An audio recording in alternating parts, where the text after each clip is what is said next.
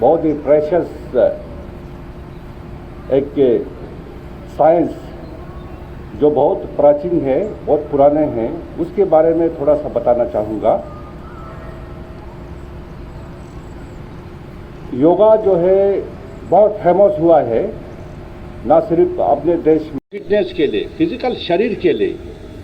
हम जो है दो चीज़ों का बने हुए, एक फिजिकल बॉडी है, एक चेतना है। सॉफ्टवेयर और हार्डवेयर दो है ना। ज़्यादातर योगा जो है हार्डवेयर से कंसर्न है, हार्डवेयर को दुरुस्त करने का। लेकिन सॉफ्टवेयर को ठीक करने के लिए जो है मेडिटेशन बहुत इफेक्टिव है। यानी कि शरीर की तंदुरुस्ती के लिए, रोग से दूर रहने के लिए योगा बहुत अच्छा है।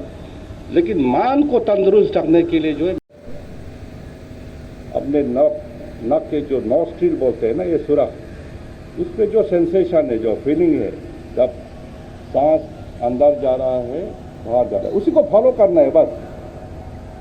अब जो गेट कीपर बन जाओ, आरती गेट के पास खड़े हैं, अपने कुछ नहीं करना है। ये अंदर गया, ये बाहर गया, ये अंदर गया, ये बाहर गया, देखा बस।